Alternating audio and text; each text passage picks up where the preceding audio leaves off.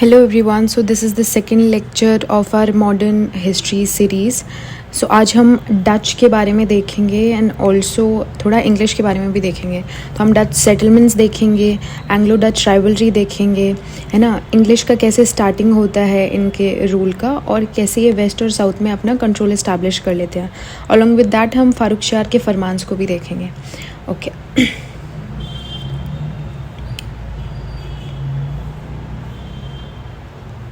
Okay so Dutch का starting करने से पहले हमको देखना पड़ेगा कि ये लोग आए कहाँ से थे.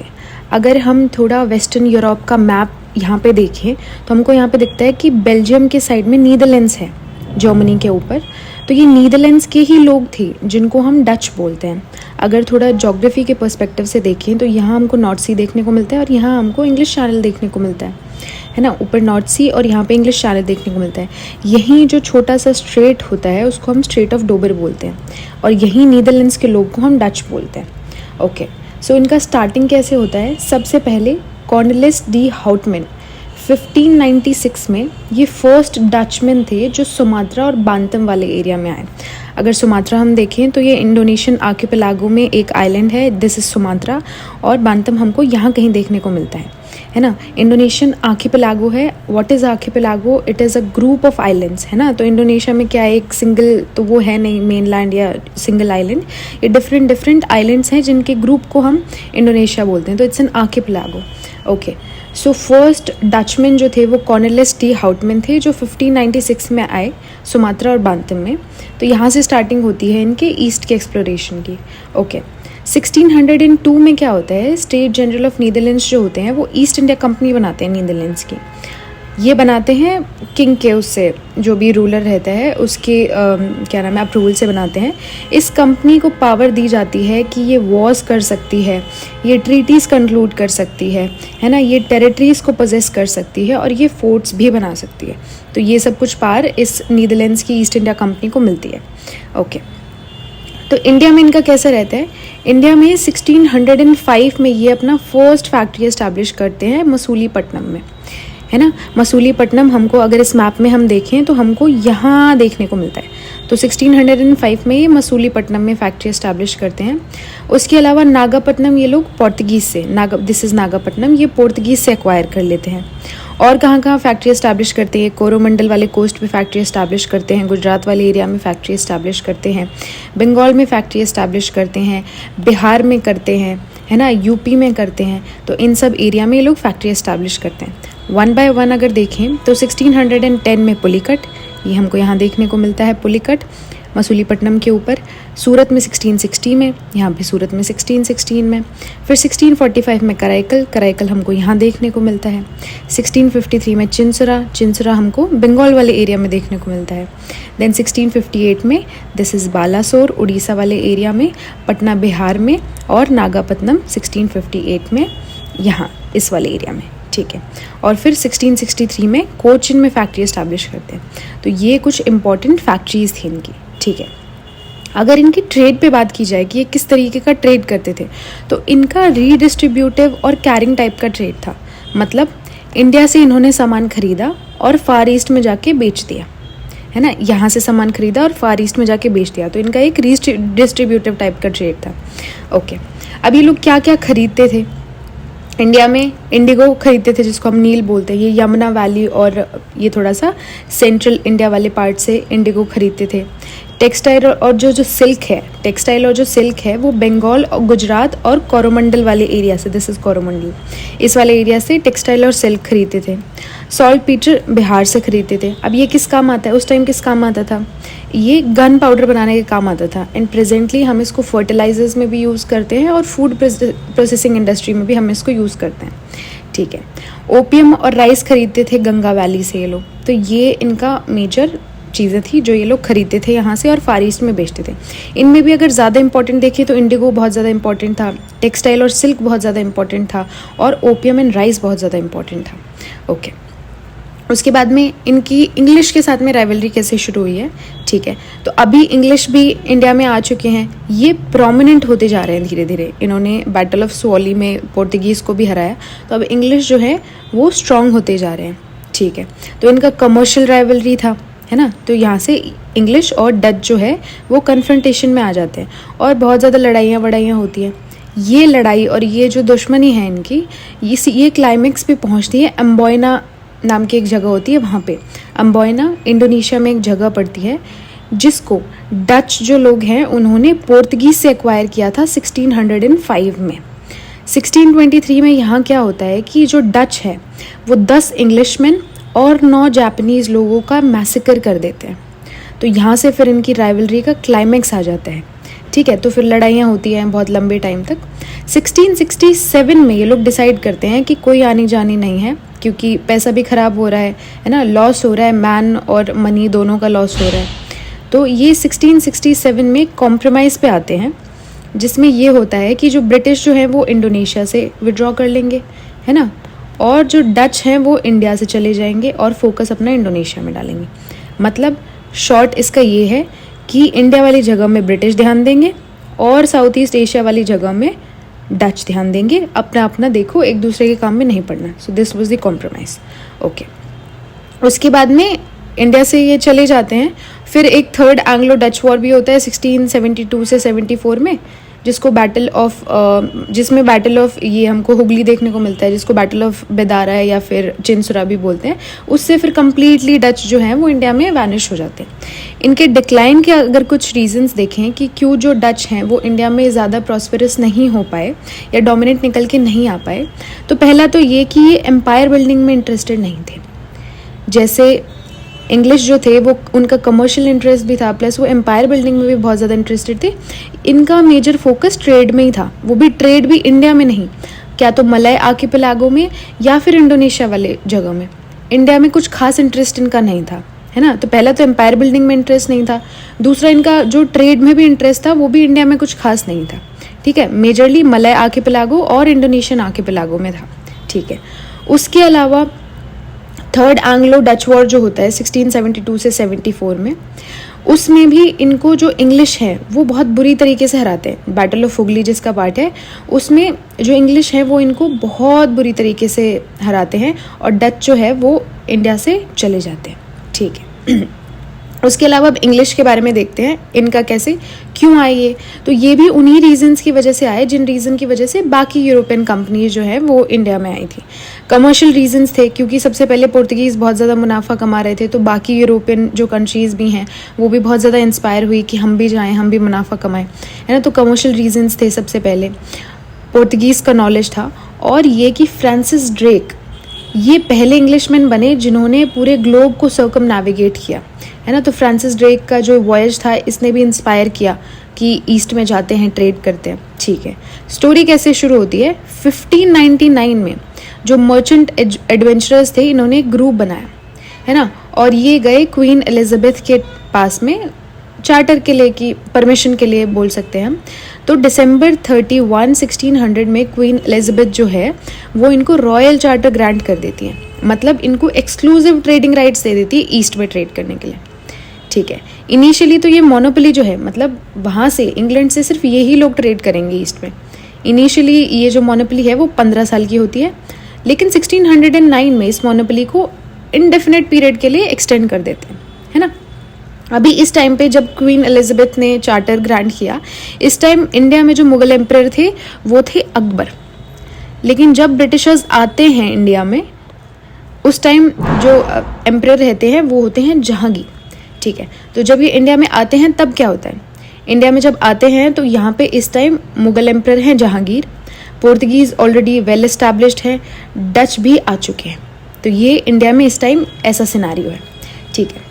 क्या करते हैं ये, कैप्टन विलियम हॉकिंस जो है वो 1609 में जहांगीर के कोर्ट में जाते हैं, है ना। एम क्या था इनका, इनका एम था कि इनको परमिशन लेनी है जहांगीर से कि ये फैक्ट्री एस्टैब्लिश कर पाए सूरत में, ठीक है। अब क्योंकि पोर्तुगीज़ नहीं चाहते थे कि ऐसे इनको परमिशन मिले, तो उन्होंने अपोज किया, जाहिर सी बात है। और क्योंकि पोर्तुगीज़ उस टाइम स्ट्रांग थे तो जहांगीर पे भी समवॉट इन्फ्लुएंस था, तो जहांगीर ने मना कर दिया, तो ये परमिशन इंग्लिश को नहीं मिली, है ना। लेकिन क्योंकि कैप्टन विलियम हॉकिंस को टर्किश यानी कि तुर्की लैंग्वेज आती थी, तो इससे जहांगीर बहुत खुश हुए और उन्होंने उनको 400 का मनसबदार बना दिया, ठीक है। अब ये आगरा से चले जाते हैं नवंबर 61 में, क्योंकि कुछ खास फ़ायदा होता नहीं है, ठीक है। उसके बाद में क्या होता है, कैप्टन थॉमस बेस्ट आते हैं 1612 में अपनी शिप हेक्टर से। ये सूरत पहुंचते हैं और वहाँ पे सी में इनकी लड़ाई होती है पोर्तुगीज़ से, जिसको हम बोलते हैं बैटल ऑफ सोली। और इसमें ये पोर्तुगीज़ को अच्छी तरीके से हरा देते हैं। पोर्तुगीज़ को इंग्लिश, जो कि कैप्टन थॉमस बेस्ट है, ये हरा देते हैं। तो इससे जहांगीर बड़ा खुश होता है, क्योंकि समवॉट जहांगीर भी परेशान था पोर्तुगीज़ लोगों के जो भी उनके एक्ट्स थे उससे। तो जहांगीर बहुत इम्प्रेस होता है ना। और जहांगीर परमिशन दे देता है कि सूरत में फैक्ट्री इस्टेब्लिश कर लीजिए, है ना। तो ये परमिशन मिल जाती है। जहांगीर इसलिए खुश हुआ क्योंकि जहांगीर की खुद की कोई इतनी स्ट्रांग नेवी थी नहीं, जो थी वो पोर्तुगीज़ के पास में ही थी उस टाइम पर। अब कोई ऐसा पार आ रहा है जिसके पास जो पोर्तुगीज़ को भी हरा पा रहा है सी में। तो जहांगीर खुश हो गया और उसने परमिशन दे दी। ठीक है, यहाँ से स्टार्टिंग होती है। फिर सर थॉमस स्ट्रॉ आते हैं। ये एम्बेसडर बन के आते हैं जेम्स वन के। 1650 में ये जहांगीर के कोर्ट में आते हैं, है ना। इनका एम क्या था? अभी देखो, स्टार्टिंग इन्होंने इस तरीके से की कि इनको परमिशन चाहिए। अब ये धीरे धीरे अपना थोड़ा और ज़्यादा, है ना, अंदर पेनिट्रेट करने की कोशिश कर रहे हैं। ये अब चाहते हैं कि ट्रीटी करनी, मतलब जहाँ अब परमिशन ले रहे थे कुछ टाइम पहले, अब ट्रीटी कंक्लूड करना चाहते हैं जहांगीर के साथ में। लेकिन ये परमिशन इनको नहीं मिल पाई। लेकिन क्या मिला इनको? कुछ प्रिविलेजेस मिले, है ना। और परमिशन मिली फैक्ट्री इस्टेब्लिश करने की। कहाँ पे? आगरा में, अहमदाबाद में और भरूच वाले एरिया में। तो यहाँ पे इनको फैक्ट्री इस्टेब्लिश करने की परमिशन मिल गई। ऑल्दो ट्रीटी नहीं साइन कर पाए, पर ये कुछ प्रिविलेजेस और फैक्ट्रीज इस्टेब्लिश करने की परमिशन मिली। ठीक है, अभी क्योंकि नॉर्थ में कुछ खास हो नहीं पा रहा है, तो अब ये लोग साउथ में थोड़ा बढ़े, है ना। इन्होंने अपना जो फोकस है वो साउथ में शिफ्ट कर लिया। वहाँ पे क्या होता है, जो गोलकोंडा का सुल्तान होता है उससे इनको गोल्डन फरमान मिल जाता है 1632 में, है ना। किसके एक्सचेंज में? 500 फगोडाज पर ईयर। 500 फगोडाज और कुछ नहीं, बट ये सोने का रुपया मान सकते हैं, इसको सोने के सिक्के मान सकते हैं, है ना। तो 500 फगोडाज पर ईयर के बदले में इनको गोल्डन फरमान मिल गया सुल्तान ऑफ गोलकोंडा से। क्या क्या उसमें मिला इनको? एक तो ये गोलकोंडा के जितने भी पोर्ट्स हैं उसमें फ्रीली ट्रेड कर सकते हैं। ठीक है, ये इनको मिला। अभी गोलकोंडा कहाँ है थोड़ा सा हम देखते हैं। पहले जब साउथ इंडिया में विजयनगर एम्पायर था और ऊपर बहमनी सल्तनत थी, जब बहमनी सल्तनत डिक्लाइन करती है तो डिफरेंट डायनेस्टीज़ में टूट जाती है। यही हमारे वो डिफरेंट डायनेस्टीज़ हैं। ठीक है, यहाँ पे हमको बीजापुर देखने को मिलता है, यहाँ पे हमको गोलकोंडा देखने को मिलता है। यहाँ ये छोटा सा जो आपको दिख रहा है ये बीदर है, और यहाँ पे बिरार है, और यहाँ पे अहमदनगर है। अगर हम यहाँ पे डिफरेंट डायनेस्टीज़ देखें तो बीजापुर में हमको आदिलशाही डायनेस्टी देखने को मिलती है, गोलकोंडा में कुतुबशाही डायनेस्टी देखने को मिलती है, बीदर में हमको बरीद शाही डायनेस्टी देखने को मिलती है, और बिरार में हमको इमाद शाही डायनेस्टी देखने को मिलती है। वहीं अगर अहमदनगर की बात करें तो हमको निज़ाम शाही डायनेस्टी देखने को मिलती है। तो ये डिफरेंट डायनेस्टीज़ होती हैं। तो यहीं गोलकोंडा के जो सुल्तान हैं वो इनको परमिशन दे देते हैं कि ये गोलकोंडा के जो भी पोर्ट्स हैं उसमें फ्रीली ट्रेड कर सकते हैं। ठीक है, it was a good deal. फिर 1639 में क्या होता है, इनको परमिशन मिल जाती है ना, मद्रास को फोर्टिफाई, मद्रास में जो इनकी फैक्ट्री थी उसको फोर्टिफाई करने की, है ना। ये किससे परमिशन मिली? जो चंद्रगिरी के रूलर थे वो इनको परमिशन दे देते हैं कि मद्रास में जो इनका फैक्ट्री है उसको फोर्टिफाई कर लीजिए। यही आगे जाके फोर्ट सेंट जॉर्ज बनता है। इसी को हम फोर्ट सेंट जॉर्ज बोलते हैं। अभी 1700 में आगे जब आएंगे तो फोर्ट विलियम्स के लिए भी इनको परमिशन मिल जाएगी, है ना। तो यहाँ पे सबसे पहले 1639 में फोर्ट सेंट जॉर्ज की परमिशन इनको मिल जाती है उसको फोर्टिफाई करने की। ओके, उसके बाद में क्या होता है, अब ये अपना फोकस बंगाल में शिफ्ट करते हैं। बंगाल इंपॉर्टेंट था क्योंकि एक तो बहुत ज़्यादा रिच प्रोविंस था, है ना, कमर्शियली पॉलिटिकली बहुत ज़्यादा इंपॉर्टेंट था उस टाइम ये मुगल एम्पायर के अंडर आता था। तो 1651 में क्या होता है, 1651 में ये शाह सूजा जो सूबेदार थे उस टाइम बंगाल के, उनसे परमिशन ले लेते हैं कि बंगाल में ट्रेड कर पाएंगे, है ना। तो बंगाल में ट्रेड करने की परमिशन इनको मिल जाती है। ऑल्सो इनको शाह सूजा से परमिशन मिलती है कि ये फैक्ट्री भी इस्टेब्लिश कर ले हुगली पे। अब हुगली एक जगह है बंगाल में। हुगली अगर वैसे हम देखें तो हुगली एक डिस्ट्रीब्यूटरी भी है गंगा की। अभी ट्रिब्यूटरी क्या होती है, जैसे एक बड़ी नदी है, उस बड़ी स्ट्रीम है, उसमें एक छोटी स्ट्रीम मिल गई जाके, तो उसको हम ट्रिब्यूटरी बोलते हैं। डिस्ट्रीब्यूटरी जो निकल जाए उसमें से। तो जब गंगा जो है वो बांग्लादेश में एंटर करने लगती है तो जो इंडिया में जो पार्ट उसका रह जाता है वो है हुगली। तो Hooghly is a distributary of Ganga. अब उसी जगह पे जो जगह है उसको हम हुगली के नाम से जानते हैं। ठीक है। तो इनको परमिशन मिल गई 1651 में हुगली में फैक्ट्री इस्टेब्लिश करने की, ठीक है। मीनवाइल क्या हो रहा है, मीनवाइल शाहजहाँ पार में आ जाते हैं, और शाहजहाँ के टाइम पे हम देखते हैं कि जो इंग्लिश हैं उनका थोड़ा रिलेशंस ख़राब होते हैं, ठीक है, और पोर्तुगीज़ के भी रिलेशंस इनके साथ में डिक्लाइन कर रहे हैं, ठीक है। यहाँ पे क्या होता है, मीनवाइल वर्ल्ड पॉलिटिक्स में क्या हो रहा है वो देखते हैं। 1662 में क्या होता है, जो किंग चार्ल्स सेकंड होते हैं, ये ब्रिटेन में ही, उनकी शादी होती है प्रिंसेस कैथरीन से, जो कि पोर्तुगाली प्रिंसेस हैं। तो इनको डाउरी में मुंबई मिलता है, यानी कि बॉम्बे मिलता है। डाउरी में किंग चार्ल्स को बॉम्बे मिलता है in exchange of marrying princess of Portugal who was princess Catherine, ठीक है। यही जो बॉम्बे है वो किंग चार्ल्स जो हैं वो ईस्ट इंडिया कंपनी को दे देते हैं, ब्रिटिश ईस्ट इंडिया कंपनी को दे देते हैं। एनुअल पेमेंट उनको 10 पाउंड्स का करना पड़ता है, ठीक है। इसके बदले इनको बॉम्बे मिल जाता है 1668 में, ठीक है। उसके बाद में क्या होता है, विलियम हेजेस जो कंपनी के फर्स्ट एजेंट थे, है ना, वो जाते हैं, वो शाइस्ता खान से अपील करते हैं, क्योंकि अभी लोकल जो लोग हैं, लोकल जो मर्चेंट्स वगैरह हैं, वो इनको थोड़ा परेशान कर रहे थे। तो ये 1682 में शाइस्ता खान के पास में जाते हैं, जो मुगल गवर्नर होते हैं उस टाइम बंगाल के, और कहते हैं कि भाई इस चीज़ का थोड़ा सोल्यूशन करो, ये लोकल लोग हमको परेशान कर रहे हैं, हमको ट्रेड नहीं करने दे रहे ढंग से। लेकिन इसका कोई सोल्यूशन निकल नहीं पाता। तो यहाँ पे मुगल्स और इंग्लिश के बीच में थोड़ी खींचतान होनी शुरू हो जाती है, ठीक है। 4 साल बाद में क्या होता है, अक्टूबर 1686 में मुगल जो है वो हुगली को साक कर लेते हैं, है ना। अब ईस्ट इंडिया कंपनी रिटेलिएट करती है इसके बदले, और इम्पीरियल फोर्ट्स, जो थाना वाला जो इम्पीरियल फोर्ट होता है उसको कैप्चर कर लेती है, हिजली को रेड कर देती है। अब क्योंकि मुगल्स इस टाइम स्ट्रांग थे, तो मुगल्स जो हैं they were successful in forcing out English, तो वो उनको यहाँ से भगा देते हैं बंगाल से, ठीक है। लेकिन ये लोग हार नहीं मानते हैं, ये कुछ टाइम बाद में वापस आते हैं। जो जॉब चार्नॉक थे ये वापस से नेगोशिएशन करना शुरू कर देते हैं मुगल्स के साथ में, है ना। मुगल्स के साथ में एक ट्रीटी साइन कर लेते हैं फरवरी 1690 में, जिसमें इनको मिलता है सुतनाती, एक विलेज होता है वहाँ पे, ये फैक्ट्री इस्टेब्लिश करने की परमिशन इनको मिल जाती है। मतलब इतना ख़राब होने के बाद में भी दे केप्ट ऑन नेगोशिएटिंग, है ना। तो इनको सुतनाती में परमिशन मिल जाती है कि फैक्ट्री इस्टेब्लिश कर लें। ऑल्सो इनको फरमान भी मिल जाता है कि ये बंगाल में ट्रेड वापस से करना शुरू कर दें। तो जॉब चार्नॉक जो है वो नेगोशिएट करते हैं, और ये फ्रूटफुल बेनिफिशियल होता है इंग्लिश के लिए, ठीक है। लेकिन शोभा सिंह वहाँ पे होते हैं, या शोभा सिंह इनको बोल सकते हैं, ये एक लोकल ज़मींदार रहते हैं वहाँ पे उस टाइम पे, ये रिबेल कर देते हैं इनके अगेंस्ट। तो इंग्लिश जाते हैं, इनको एक अपॉर्चुनिटी मिल जाती है, ये बोल रहे हैं फिर हमें परेशान कर रहे हैं, है ना। तो इनको मिल जाती है ज़मींदारी 3 विलेजेस की। कौन से 3 विलेजेस थे वो, सुतनाती, गोविंदपुर और कलिकता।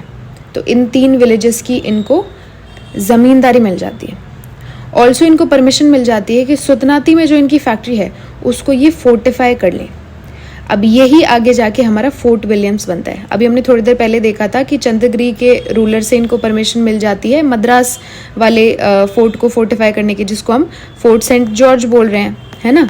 अभी इनको परमिशन मिल गई है यहाँ पे सुतनाती वाले फोर्ट को फोर्टिफाई करने की, फैक्ट्री को फोर्टिफाई करने की, इसको हम फोर्ट विलियम्स बोलते हैं, ठीक है। उसके बाद में क्या होता है, उसके बाद में 1717 में इनको जो जॉर्ज शर्मन होते हैं उनको 3 फरमान मिल जाते हैं फारूक शायर से। अब ये बहुत ज़्यादा इंपॉर्टेंट था, है ना। फारूक शायर के फरमान बहुत ज़्यादा इंपॉर्टेंट है। फारूक शायर के टाइम पे और कुछ ऐसे खास तो नहीं हुआ, बट ये फरमान बहुत ज़्यादा फेमस है, ठीक है। इसमें क्या क्या चीज़ें होती हैं, बंगाल वाले एरिया में इनको क्या फ़ायदा होता है ना। बंगाल वाले एरिया में जो भी कंपनी के इंपोर्ट्स और एक्सपोर्ट्स हैं इन पे कोई एडिशनल ड्यूटी नहीं लगेगी, पहला ये। बदले में इनको क्या देना है, 3000 रुपया देना है पर ईयर, बंगाल में ये हो गया। प्लस इनको दस्तक इशू यानी कि पासेस इशू करने की भी परमिशन मिल गई है, which was a very good deal, ठीक है। उसके अलावा ये कलकत्ता के अराउंड और ज़्यादा ज़मीन जो है वो रेंट कर सकते हैं। तो पहला क्या, पहला तो इम्पोर्ट और एक्सपोर्ट पे कोई एडिशनल ड्यूटी नहीं लगेगी, बदले में 3000 रुपया पर ईयर देना पड़ेगा। दूसरा, परमिशन मिल गई है दस्तक यानी पासेस इशू करने की। और तीसरा ये कि कलकत्ता के अराउंड और जो जगहें हैं वो रेंट कर सकते हैं, ठीक है। This was about Bengal. Hyderabad में क्या मिलता है, जो भी एग्जिस्टिंग इनके प्रिविलेजेस थे वो ये रिटेन कर सकते हैं, ये हैदराबाद में। सूरत में क्या होता है, इनको हर किसी तरीके की ड्यूटी से एग्जेम्प्ट कर दिया गया। बदले में क्या देना है, बदले में 1000 रुपया पर ईयर देना है, ठीक है। उसके बाद में इनको बॉम्बे में कॉइन्स मिंट करने की भी परमिशन मिली और ये कॉइन्स वैलिड भी होंगे, which was a very very big power. तो बॉम्बे में इनको पावर मिल गई कि ये अब अपनी करेंसी मिंट कर सकते हैं, कॉइन्स मिंट कर सकते हैं, ठीक है। So this was about English and Dutch. Next में हम फ्रेंच के बारे में भी देखेंगे और थोड़ा सा फ्रेंच और इंग्लिश की राइवलरी के बारे में भी देखेंगे। तो थैंक यू सो मच। अगर आप चाहें, अगर आपको पेस थोड़ा वीडियो का स्लो लगे या फास्ट लगे तो आप इसको आगे पीछे भी कर सकते हैं। Thank you so much.